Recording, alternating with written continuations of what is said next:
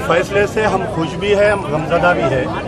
ये केस में शुरू दिन से फ्रॉम द डे वन नाइंसाफ़ी होते रही है केस में, और उस वक़्त के जो पुलिस कमिश्नर ए.के. खान थे, ये पूरा केस जो ख़राब करे उनकी बदौलत ये केस ख़राब हुआ।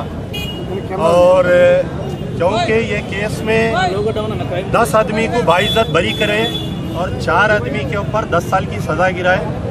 On behalf of याफाई family, we are going to appeal to the High Court against the conviction of 4 persons.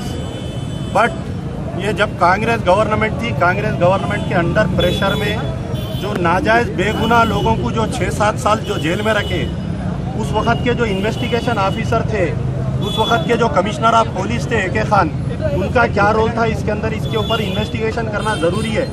उसके बाद में जो माडापट्टी श्रीनिवास राव जो एसीपी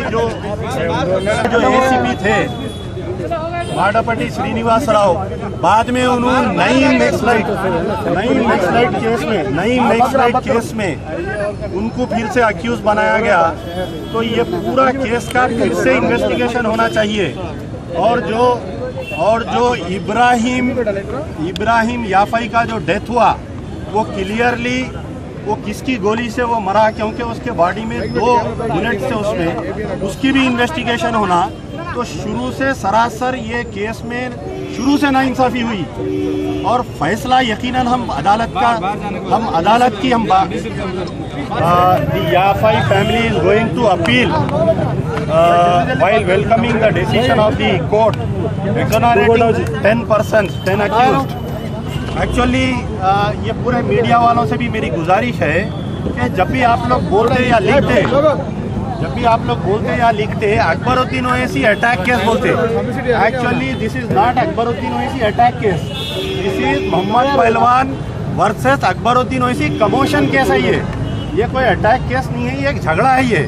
तो उसके लिए मैं मीडिया वालों से भी गुजारिश करता हूँ कि this is not Akbaruddin Owaisi attack case लिखते।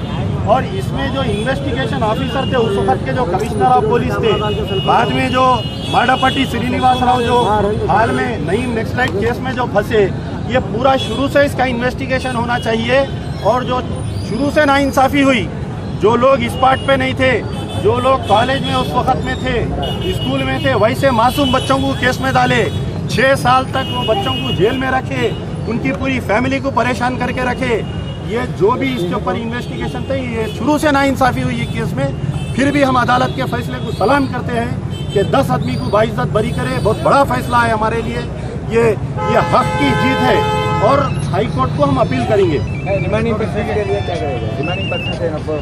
जो 4% को जो वो भी इनोसेंट है, क्योंकि वो 4% को भी ऑलरेडी 2 जो 4% में से हसन बिन उमर याफाई अलियास हसन पहलवान, A3 अब्दुल्ला बिन यूनुस याफाई और आपके अवध बिन यूनुस याफाई, ये हमारे जो यूनुस याफाई के इनके ख़ानदान के साथ, तो इनके साथ बहुत नाइंसाफ़ी हुई।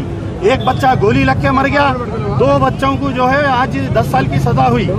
तो ये यूनुस बिन उमर याफाई 85 ईयर्स के हैं, उनको पैनक्रियास प्रॉब्लम है, उनको हार्ट प्रॉब्लम है, उनको 6 साल जेल में रखे। तो ये इन्वेस्टिगेशन ऑफिसर्स की जिम्मेदारी है।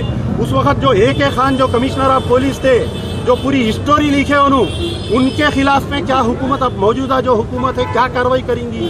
कि हमारा मुतालबा है कि जो TRS की गवर्नमेंट है, जो साबिका कांग्रेस गवर्नमेंट इनके साथ नाइंसाफ़ी करी, उसके ऊपर भी इनके साथ इंसाफ होना चाहिए।